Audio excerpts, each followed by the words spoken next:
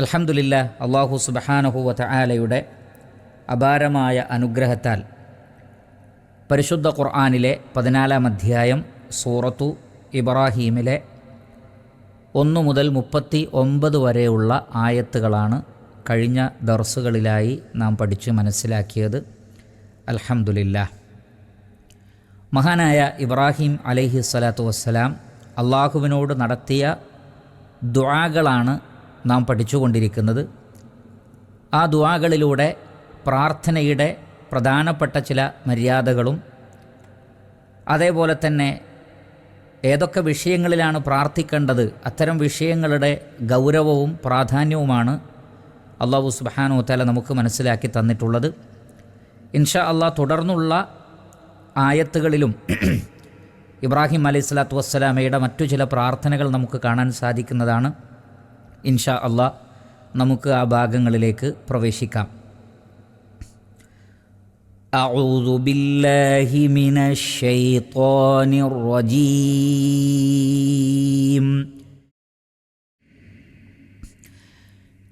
ബിസ്മില്ലാഹിർ റഹ്മാനിർ റഹീം.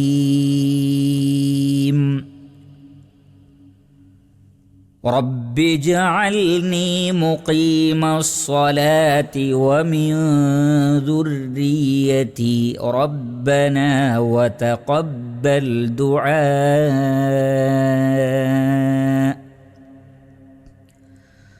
ربنا اغفر لي ولوالدي وللمؤمنين يوم يقوم الحساب. ولا تحسبن الله غافلا عما يعمل الظالمون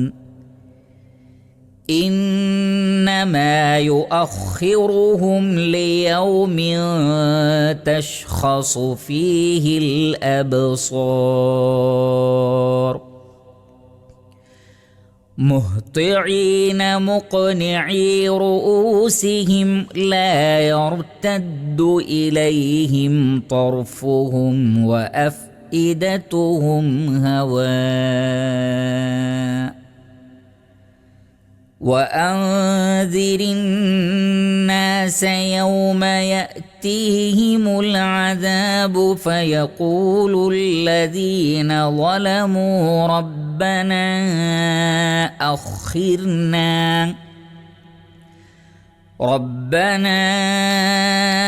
أخرنا إلى أجل قريب نجب دعوتك ونتبع الرسل أولم تكونوا أقسمتم من قبل ما لكم من زوال. ഇബ്രാഹിം അലൈഹിസ്സലാത്തു വസ്സലാം വീണ്ടും ദുആ ചെയ്യുകയാണ്. റബ്ബി ജഅൽനി. ഇവിടെയും അദ്ദേഹം തൻ്റെ ദുആകളിലുടനീളം റബ്ബ് എന്ന ഇസ്മാണ് ഉപയോഗിച്ചിട്ടുള്ളത്. അതിൻ്റെ പ്രാധാന്യം എന്താണ് എന്ന് നാം വിശദീകരിച്ചു. അദ്ദേഹം വീണ്ടും ദുആ ചെയ്യുകയാണ് അലൈഹിസ്സലാത്തു വസ്സലാം, റബ്ബി ജഅൽനി, അല്ലാഹുവേ നീ എന്നെ മാറ്റണമേ അല്ലെങ്കിൽ ആക്കണമേ. എന്താക്കണമേ? മുഖീമസ്സലാത്തി, നമസ്കാരം നിലനിർത്തുന്നവനാക്കി നീ എന്നെ മാറ്റണമേ. നമസ്കാരം നിലനിർത്തുന്നവരിൽ നീ എന്നെ ഉൾപ്പെടുത്തണമേ, അല്ലെങ്കിൽ നമസ്കാരം നിലനിർത്തുന്നവനാക്കി നീ എന്നെ മാറ്റണമേ. അഖാമ യുഖീമു ഇഖാമത്തൻ, നിലനിർത്തുക. മുഖീം എന്ന് പറഞ്ഞാൽ നിലനിർത്തുന്നവൻ. മുഖീമസ്സലാഹ്, നമസ്കാരം നിലനിർത്തുന്നവൻ, അവരിൽ നീ എന്നെ ഉൾപ്പെടുത്തണമേ. എന്നെ മാത്രമല്ല, വമിൻ ദുർരിയതി, എൻ്റെ സന്താനങ്ങളിൽ നിന്നും, എൻ്റെ സന്താനങ്ങളെയും നീ നമസ്കാരം നിലനിർത്തുന്നവരിൽ ഉൾപ്പെടുത്തണമേ. റബ്ബന, ഞങ്ങളുടെ രക്ഷിതാവേ, വതഖബ്ബൽ ദുആ, നീ ഞങ്ങളുടെ പ്രാർത്ഥന സ്വീകരിക്കണമേ. തഖബ്ബല എന്ന് പറഞ്ഞാൽ സ്വീകരിക്കുക. തഖബ്ബല യതഖബ്ബലു, തഖബ്ബുലൻ സ്വീകരിക്കൽ. വതഖബ്ബൽ ദുആ, അല്ലാഹുവേ നീ പ്രാർത്ഥന സ്വീകരിക്കണമേ. ഇവിടെ ഇബ്രാഹിം അലൈഹിസ്സലാത്തു വസ്സലാം രണ്ട് കാര്യങ്ങൾ ഈ ആയത്തിൽ നിന്ന് ലഭിക്കും. ഒന്ന്, പ്രാർത്ഥനയുടെ ഒരു രീതി. രണ്ടാമത്തത്, പ്രാർത്ഥിക്കേണ്ട വിഷയങ്ങളുടെ പ്രാധാന്യം. അപ്പോൾ ഇവിടെ ഇബ്രാഹിം അലൈഹിസ്സലാത്തു വസ്സലാം ആദ്യം പറയുന്നത് റബ്ബി ജഅൽനി, അള്ളാഹുവേ നീ എന്നെ ആക്കണമേ എന്ന് പറഞ്ഞാൽ പ്രാർത്ഥനയുടെ മര്യാദയിൽപ്പെട്ടതാണ്. ആദ്യം തനിക്ക് വേണ്ടിയും പിന്നീട് തന്നോട് ഏറ്റവും അടുത്ത് നിൽക്കുന്നവർക്ക് വേണ്ടിയും പിന്നീട് അതല്ലാത്തവർക്ക് വേണ്ടിയും പ്രാർത്ഥിക്കുക എന്ന ഒരു രീതി. ഇത് തൊട്ടടുത്ത വചനത്തിലും അതേ കാര്യം നമുക്ക് കാണാൻ സാധിക്കും. റബ്ബന ഗഫിർലി വലി വാലിദയ്യ വലിൽ മുഅ്മിനീൻ എന്ന് തൊട്ടടുത്ത ആയത്തിൽ കാണാം. അള്ളാഹുവെ എനിക്കും എൻ്റെ മാതാപിതാക്കൾക്കും പിന്നെ എല്ലാ വിശ്വാസികൾക്കും. അപ്പോൾ ഇത് പ്രാർത്ഥനയുടെ ഒരു മര്യാദയിൽപ്പെട്ടതാണ്. ആദ്യം നാം നമുക്ക് വേണ്ടി ദുആ ചെയ്യുക, പിന്നെ ഏറ്റവും അടുത്തവർക്ക് വേണ്ടി, അങ്ങനെ പിന്നീട് നമുക്ക് അതിനുശേഷം വരുന്ന ആളുകൾ, പിന്നീട് നമ്മോട് അടുത്ത് നിൽക്കുന്നവരല്ലെങ്കിലും വിശ്വാസികളിൽപ്പെട്ട ആളുകൾ. ഇതാണ് പ്രാർത്ഥനയുടെ ഒരു മര്യാദ. അത് നമുക്ക് ഈ ദുആയിൽ കാണാം. രണ്ടാമത്തത്, ദുആ ചെയ്ത വിഷയം നോക്കൂ. റബ്ബി ജഅൽനി, അല്ലാഹുവേ നീ എന്നെ ആക്കണമേ. എന്താണ് ആക്കേണ്ടത്? മുഖീമസ്സലാഹ്, നമസ്കാരം നിലനിർത്തുന്നവനാക്കി എന്നെ നീ മാറ്റണമേ. ഇതിൽ പല കാര്യങ്ങളും മനസ്സിലാക്കാനുണ്ട്. അതിൽ ഒന്ന്, നമസ്കാരത്തിൻ്റെ പ്രാധാന്യം. രണ്ടാമത്തത്, അത് നിലനിർത്തുന്നതിൻ്റെ പ്രാധാന്യം. കാരണം നമസ്കാരം നിലനിർത്തുന്നവരിൽ ഉൾപ്പെടണമേ എന്ന് പറയാനുള്ള കാരണം അത് നമസ്കാരത്തിൻ്റെ പ്രാധാന്യം കൊണ്ടാണ്. അപ്പോൾ കേവലം നമസ്കരിക്കുക മാത്രമല്ല, ആ നമസ്കാരം കൃത്യമായി നിലനിർത്തുകയും ചെയ്യുന്നവരിൽ നീ എന്നെ ഉൾപ്പെടുത്തണമേ. അതേപോലെ തന്നെ എന്താണ് നമസ്കാരം നിലനിർത്തുക എന്ന് പറഞ്ഞാൽ, ഉലമാക്കൾ പറഞ്ഞു, നമ്മൾ നേരത്തെയും ഇത് വിശദീകരിച്ചതാണ്. നമസ്കാരം നിലനിർത്തുക എന്ന് പറഞ്ഞാൽ ഒന്ന്, അതിലെ ത്വഹാറ നിലനിർത്തലാണ്.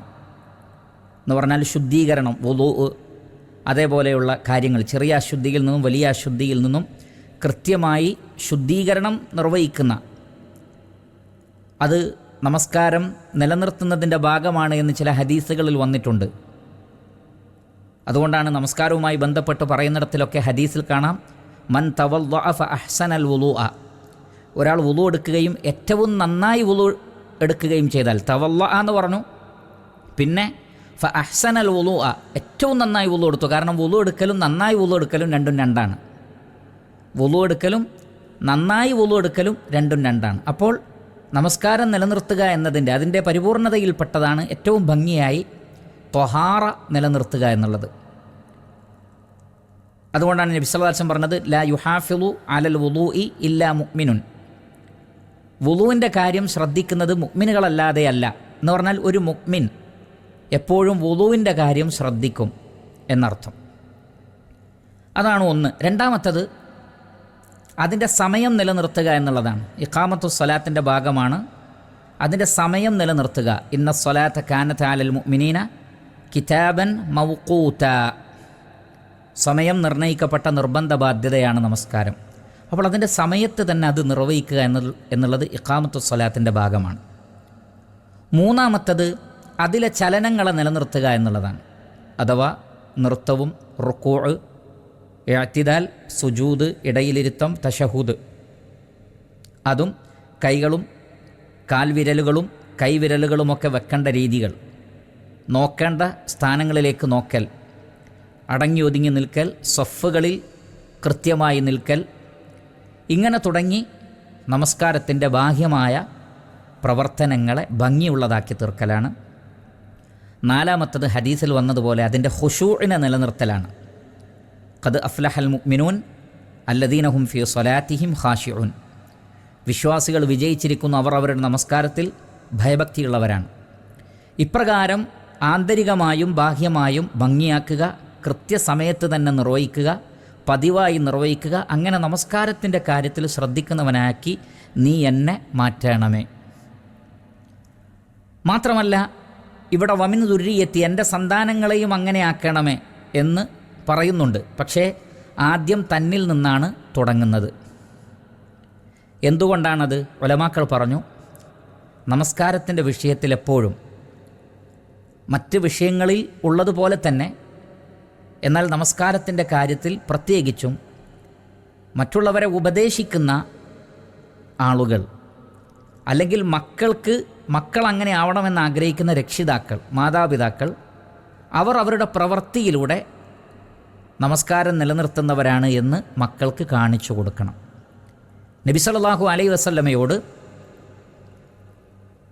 നമസ്കരിക്കാൻ വേണ്ടി പറയുന്ന, കുടുംബത്തോട് പറയാൻ വേണ്ടി പറയുന്ന ആയത്തിൽ നമുക്ക് കാണാം, വഅ്മുർ അഹ്ലക ബിസ്സലാത്തി വസ്തബിർ അലൈഹ.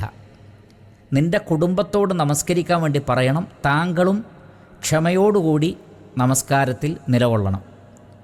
അപ്പോൾ കുടുംബത്തോട് പറയുക മാത്രമല്ല, താങ്കളും നമസ്കരിക്കുന്ന ആളായിത്തീരണം. മഹാനായ ഇസ്മായിൽ അലൈഹി സ്വലാത്തു വസ്സലാമയെക്കുറിച്ച് അള്ളാഹു പറയുന്നത്, വകാന യഅ്മുറു അഹ്ലഹു ബിസ്സലാത്തി വസ്സകാത്തി വകാന ഇൻദ റബ്ബിഹി മർദിയ്യ. അദ്ദേഹം തൻ്റെ കുടുംബത്തോട് നമസ്കരിക്കാൻ പറയുമായിരുന്നു, സക്കാത്ത് കൊടുക്കാൻ പറയാറുണ്ടായിരുന്നു, കൽപ്പിക്കാറുണ്ടായിരുന്നു. അള്ളാഹുവിൻ്റെ അടുക്കൽ അദ്ദേഹവും തൃപ്തിപ്പെട്ട സ്ഥാനത്തായിരുന്നു.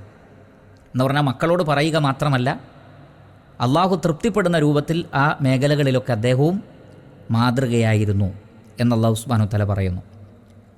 അപ്പോൾ ഇവിടെ അവനവൻ ഈ വിഷയത്തിൽ ഏറ്റവും വലിയ മാതൃകയായി മാറുക എന്നുള്ളതാണ് പ്രധാനപ്പെട്ടത്.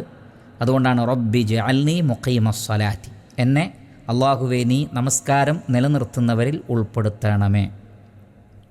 വമിൻ ദുർരിയത്തി, പിന്നീടാണ് പറയുന്നത് എൻ്റെ സന്താനങ്ങളെയും. അതിൽ നിന്ന് നമ്മൾ മാത്രമല്ല, നമ്മുടെ മക്കളും നമസ്കാരം നിലനിർത്തുന്നവരായിരിക്കണമെന്ന ആഗ്രഹം നമുക്ക് വേണം. അതിനുവേണ്ടി അവരോട് പറയൽ മാത്രമല്ല, റബ്ബിനോട് നമ്മൾ ദുആ ചെയ്യുകയും വേണം. ഇബ്രാഹിം അലൈഹി സ്വലാത്തു വസ്സലാമയുടെ മാതൃക അതാണ്. നമ്മുടെ മക്കൾ നന്നാവാൻ വേണ്ടി അള്ളാഹുവിൻ്റെ തൗഫീഖില്ലാതെ അത് നടക്കൂല, റബ്ബിൻ്റെ സഹായം വേണം. അതുകൊണ്ട് തന്നെ പടച്ച റബ്ബിൻ്റെ സഹായം കൂടി അദ്ദേഹം തേടുകയാണ്. വമിൻ ദുർരിയത്തി, അള്ളാഹു എൻ്റെ മക്കളെ നമസ്കാരം നിലനിർത്തുന്നവരാക്കി നീ മാറ്റണം, അതിനുള്ള തൗഫീഖ് എൻ്റെ കുടുംബത്തിന് നീ നൽകണം. അങ്ങനെ എൻ്റെ മക്കളിലൂടെയും മറ്റും കൺകുളിർമ ഉണ്ടാകണം, എന്നെയും നീ നമസ്കാരം നിലനിർത്തുന്നവരിൽ ഉൾപ്പെടുത്തണം.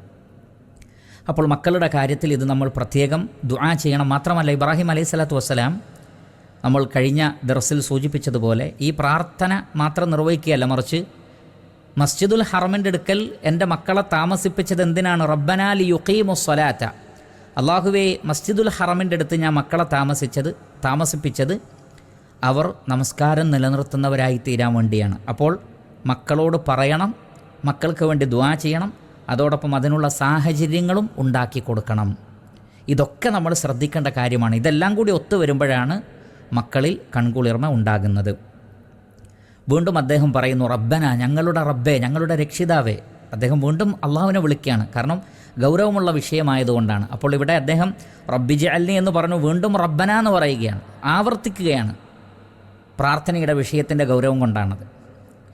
വതഖബ്ബൽ ദുആ, അള്ളാഹുവേ നീ ദുആ സ്വീകരിക്കണമേ, നീ ദുആ സ്വീകരിക്കണമേ. കാരണം മറ്റു ദുആകളിലൊന്നും നമുക്കിത് കാണാൻ കഴിയില്ല. പക്ഷേ നമസ്കാരവുമായി ബന്ധപ്പെട്ട വിഷയം പറഞ്ഞിടത്ത്, മക്കൾക്ക് വേണ്ടി ദുആ പറഞ്ഞിടത്ത്, പടച്ചോനെ നീ ഈ പ്രാർത്ഥന സ്വീകരിക്കണമേ എന്ന് പ്രത്യേകം അദ്ദേഹം ദുആ ചെയ്യുകയാണ്. അപ്പോൾ അവിടെ രണ്ട് ദുആകൾ വന്നു. ഒന്ന്, എന്നെ നമസ്കാരം നിലനിർത്തുന്നവരിൽ എന്നെയും എൻ്റെ മക്കളെയും ആക്കണമേ. രണ്ട്, ഞാൻ ഈ പ്രാർത്ഥിച്ച പ്രാർത്ഥന നീ കേൾക്കണേ റബ്ബേ. ഒരു വിഷയത്തിൽ തന്നെ 2 തവണ ദുആ വരികയാണ്. അത് വിഷയത്തിൻ്റെ ഗൗരവം കൊണ്ടാണ്. മഹാനായ ഇബ്രാഹിം അലൈഹി സ്വലാത്തു വസ്സലാം ഖബൂലിന് വേണ്ടി ദുആ ചെയ്യുന്ന പ്രവാചകനായിരുന്നു. നമുക്കറിയാം, കഅബാലയം പടുത്തുയർത്തിയപ്പോഴും അദ്ദേഹം പറഞ്ഞത് റബ്ബന തഖബ്ബൽ മിന്ന, അള്ളാഹുവെ ഞങ്ങളിൽ നിന്ന് നീ സ്വീകരിക്കണമേ എന്നാണ്. അതേപോലെ ഇവിടെയും റബ്ബെ നീ ദുആ സ്വീകരിക്കണമേ.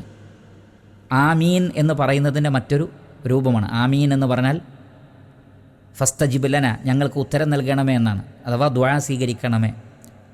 അപ്പോൾ ആ ദുആ നിർവഹിച്ച ആ ദുആ സ്വീകരിക്കാൻ വേണ്ടി വേറെ തന്നെ ദുആ ചെയ്യുന്നതും ഹൈറാണ് എന്നും ഇതിൽ നമുക്ക് ലഭിക്കുന്നതാണ്. റബ്ബന വതഖബ്ബൽ ദുആ, അല്ലാഹുവേ നീ ദുആ സ്വീകരിക്കണമേ.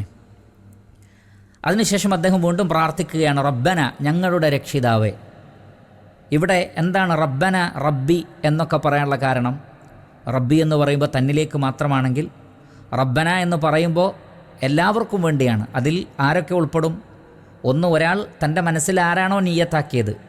ഞങ്ങളെന്ന് പറയുമ്പോൾ അദ്ദേഹത്തിൻ്റെ മനസ്സിൽ താനും തൻ്റെ കുടുംബവുമായിരിക്കാം, അല്ലെങ്കിൽ മുഴുവൻ വിശ്വാസികളായിരിക്കാം, ആരുമാകട്ടെ. വിശ്വാസികൾ തനിക്ക് വേണ്ടി മാത്രമല്ല, മറ്റുള്ളവർക്ക് വേണ്ടിയും ദുആ ചെയ്യണം. അങ്ങനെ മറ്റുള്ളവരെ കൂടി നിയ്യത്താക്കുമ്പോൾ അവിടെ റബ്ബന എന്ന് ഉപയോഗിക്കുന്നത് തെറ്റില്ല എന്ന് മാത്രമല്ല, അതാണ് കൂടുതൽ നല്ലതായിട്ടുള്ളത്.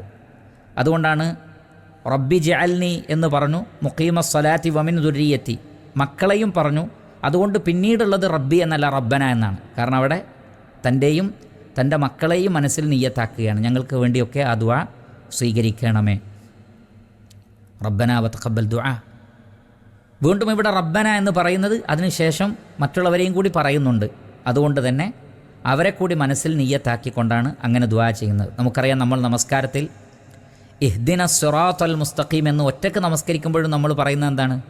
ഇഹ്ദിന, ഞങ്ങളെ നേർവഴിയിൽ നടത്തണമേ. ആരാണ് ഉദ്ദേശം? മുസ്ലിമീങ്ങളെ, എൻ്റെ പ്രിയപ്പെട്ടവരെ, എനിക്ക് വേണ്ടപ്പെട്ടവരെ എന്നൊക്കെ അതുകൊണ്ട് നിയ്യത്താക്കാവുന്നതാണ്. അതുപോലെ ഇവിടെയും ഇബ്രാഹിം അലൈഹിസ്സലാത്തു വസ്സലാം പടച്ചറബിനോട് പറയുന്നത്, റബ്ബന, ഞങ്ങളുടെ രക്ഷിതാവേ, ഇഗ്ഫിർലി, നീ എനിക്ക് പുറത്ത് തരണമേ. അവൾ റബ്ബന എന്ന് പറഞ്ഞിട്ട് എനിക്ക് എന്ന് പറയുന്നതിൽ വിരോധമുണ്ടോ? വിരോധമൊന്നുമില്ല.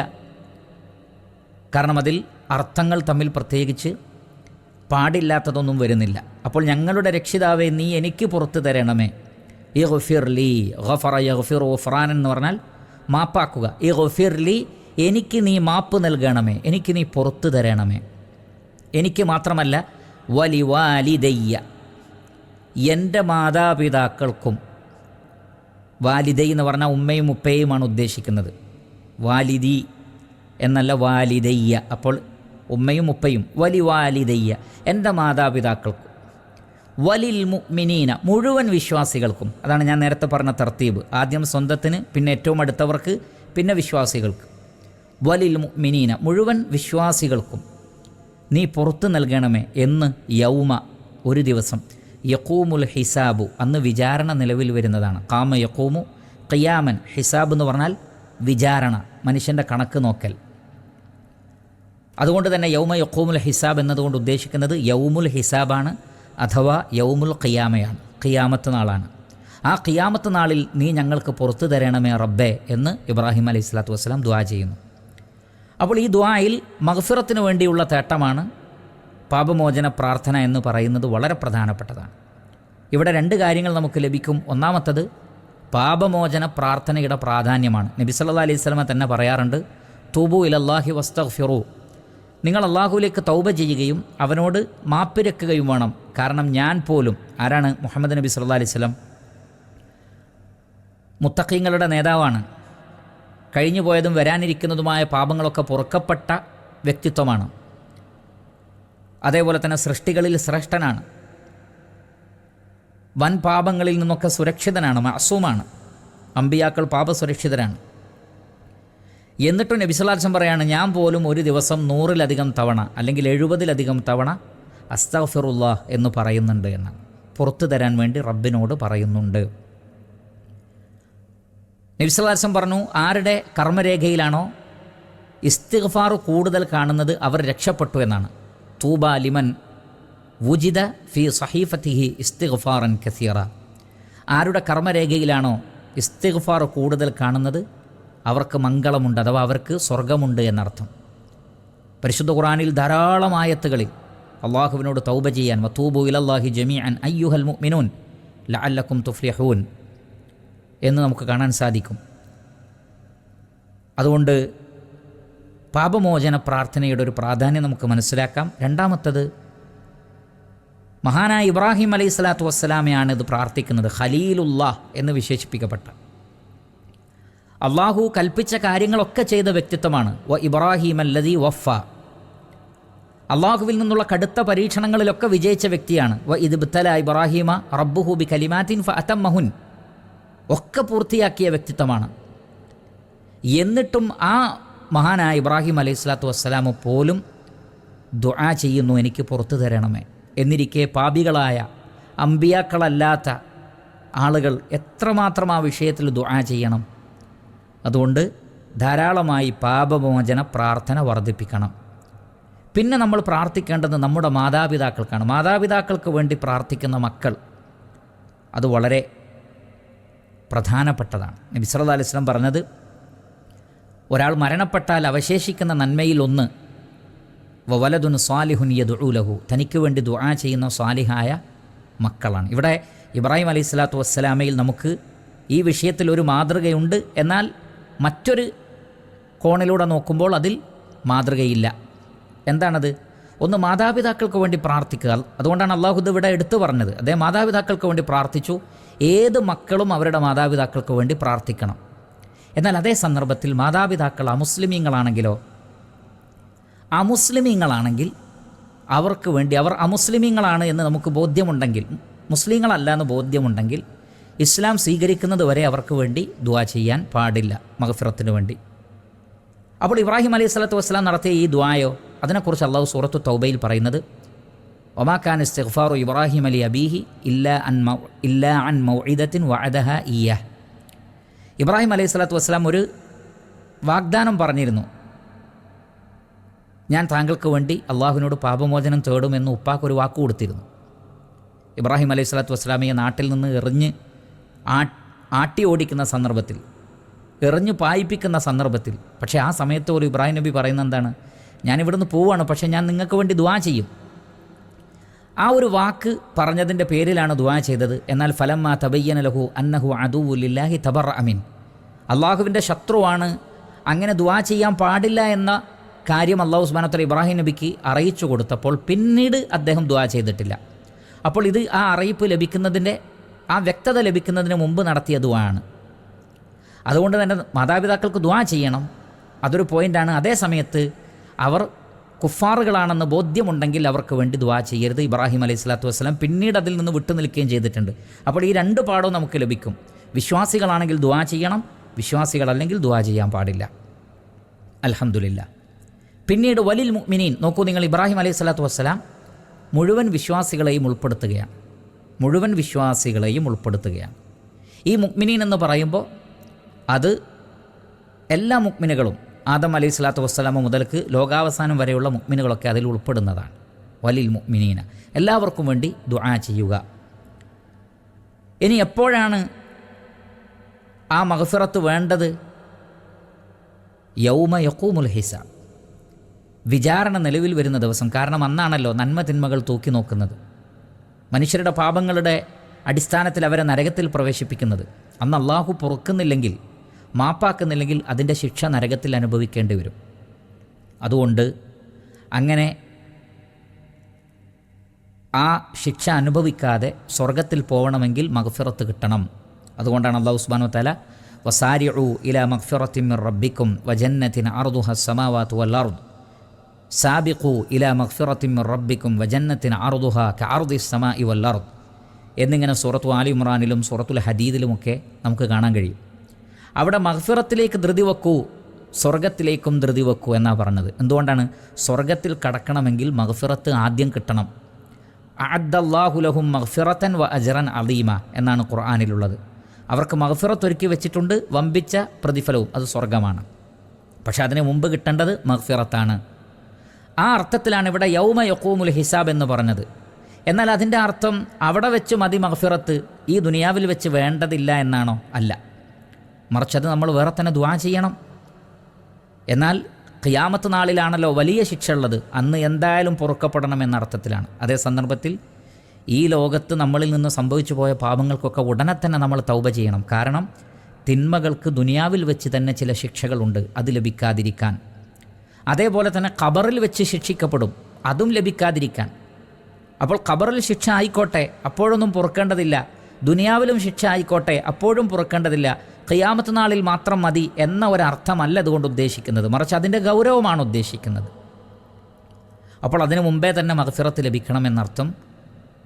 ഇവിടെ അതിൻ്റെ പ്രാധാന്യം സൂചിപ്പിച്ചു എന്ന് മാത്രം. കാരണം അതാണല്ലോ ആത്യന്തികമായ ശിക്ഷയുടെയും രക്ഷയുടെയും ലോകം. ഫമൻ സുഹ്സിഹ അനിൻ നാരി വഉദ്ഖിലൽ ജന്നത ഫഖദ് ഫാസ് എന്നാണല്ലോ. അതുകൊണ്ട് തന്നെ ഇബ്രാഹിം അലൈഹി സ്വലാത്തു വസ്സലാം ആ നിലക്ക് ദുആ ചെയ്തത്. നമുക്കൊക്കെ ഈ ദുആ പ്രാവർത്തികമാക്കാവുന്നതാണ്. എന്നാൽ വലിവാലിദയ്യ എന്ന് പറയുന്നിടത്ത്, അല്ലെങ്കിൽ നമ്മൾ നമ്മുടെ മക്കൾക്ക് വേണ്ടിയൊക്കെ ദുആ ചെയ്യുമ്പോൾ അവർ കുഫാറുകളാണെങ്കിൽ, അത് ഭാര്യയാണെങ്കിലും ശരി, മക്കളാണെങ്കിലും ശരി, കൂട്ടുകാരാണെങ്കിലും ശരി, മാതാപിതാക്കളാണെങ്കിലും ശരി, അവർ മതപരിത്യാഗികളോ മതത്തെ നിഷേധിച്ചവരോ മുർത്തദ്ദുകളോ യുക്തിവാദികളോ ഒക്കെ ആണെങ്കിൽ പിന്നെ അവർക്ക് വേണ്ടി ദുആ ചെയ്യാൻ പാടില്ല. ഇത് പ്രത്യേകം നമ്മൾ ശ്രദ്ധിക്കേണ്ടതാണ്.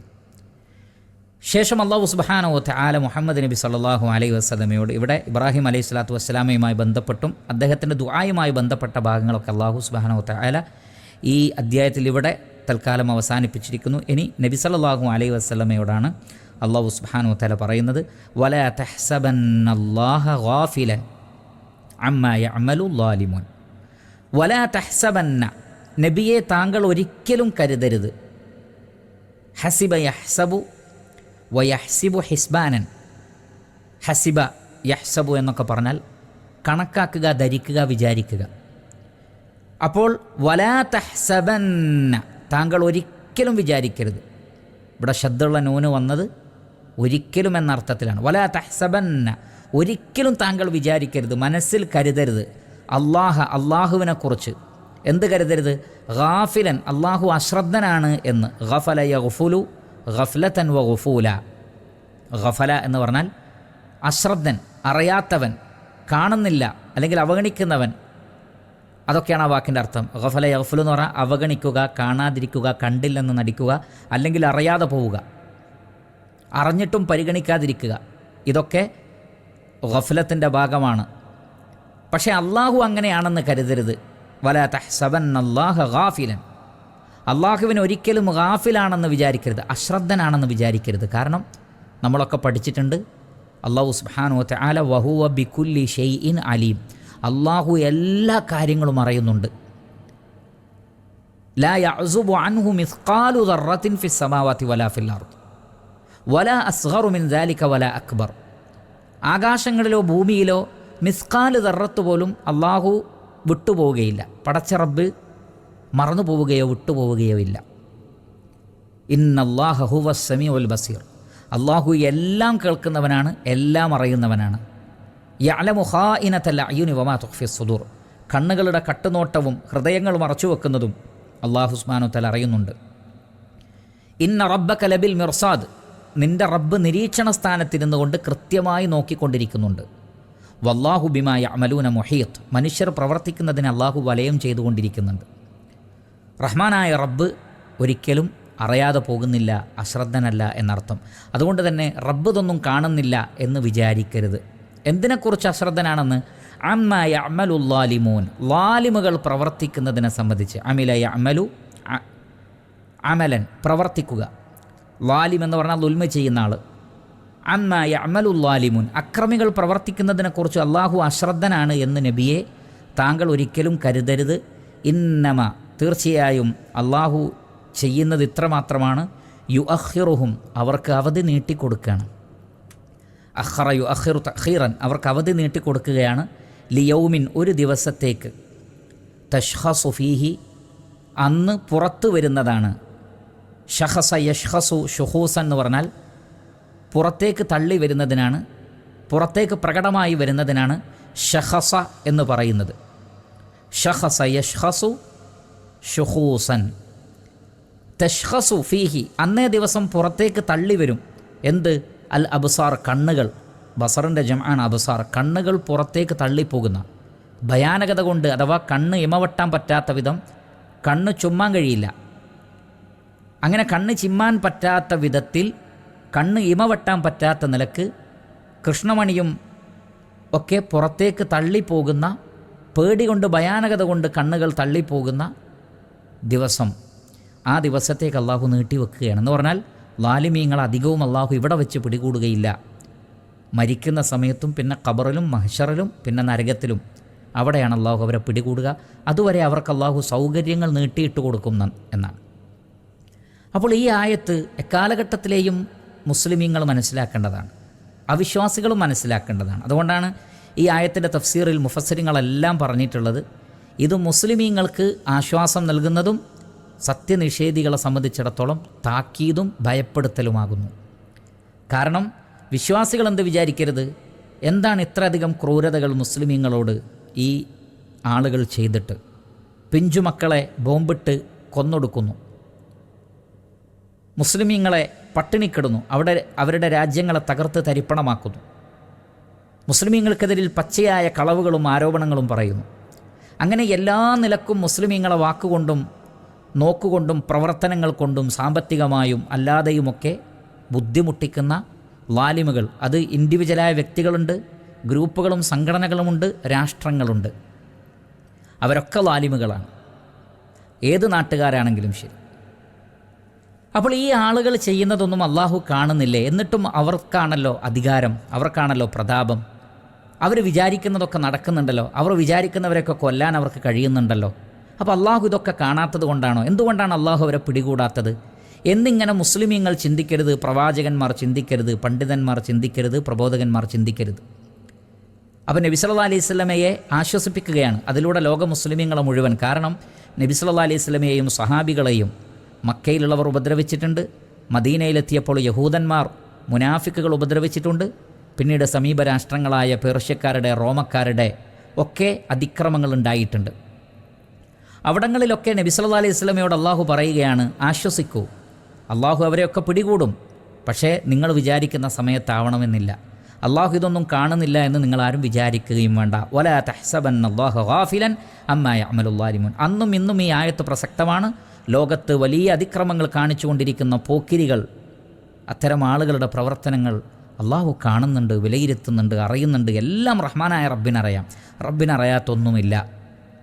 പിന്നെ എന്താണ് അള്ളാഹു ചെയ്യുന്നത്? അള്ളാഹു ആശ്വാസം നൽകുകയാണ്.